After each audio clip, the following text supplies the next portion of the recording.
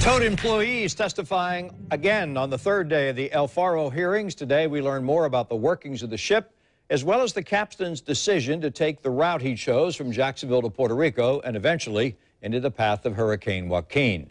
An attorney for the captain's widow says the captain got an 8-hour heads up that the hurricane was ahead of him. The attorney also says the place where the ship encountered the hurricane was more than 100 miles away from the storm's projected path. Channel 4's Scott Johnson listened to all of the day's testimony and is joining us live from downtown. Scott.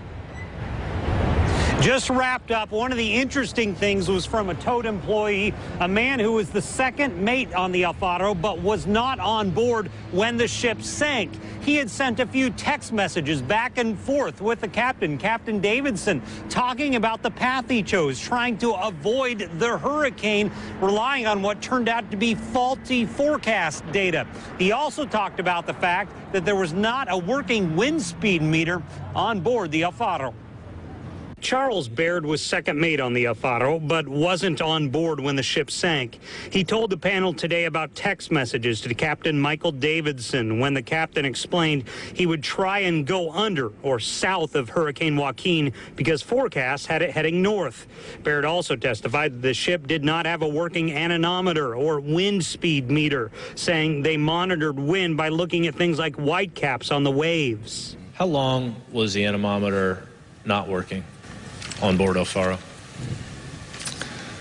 Geez, I want to say 2 to 3 months, maybe longer, because I was on vacation for a while, but at least 2 to 3 months. Captain Earl Loftfield also testified he's captain of the El Yunque, El Faro's sister ship, which is very similar in design. He says El Faro was built like a 70s muscle car with a lot more steel than newer ships.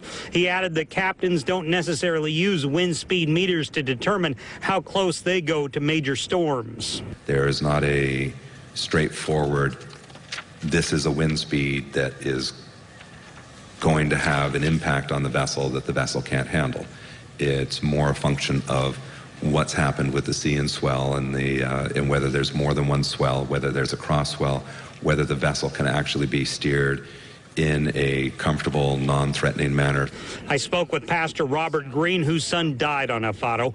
He questioned why the El Faro took an alternate route earlier in the hurricane season, but not when Hurricane Joaquin was swirling in the ocean. It sounded like it was pretty much predictive that they would make an avoidance move away from the storm.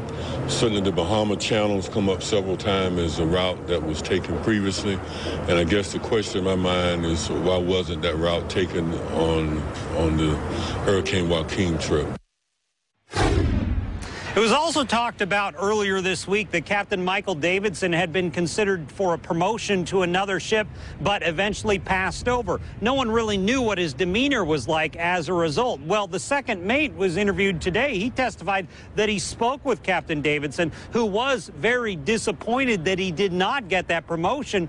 Maritime experts I've talked to throughout this whole process have told me that captains often are encouraged, or at least feel encouraged, to keep a tight schedule and always make it to their port on time to get promotions. We're live downtown at the Convention Center. Scott Johnson, Channel 4, the local station. If you want to follow the proceedings and cannot attend in person, we're live streaming the hearings each day on news4jax.com and on our mobile app. They begin each morning at 9 a.m. You can also follow Scott Johnson and Chris Parento on Twitter for updates throughout the day.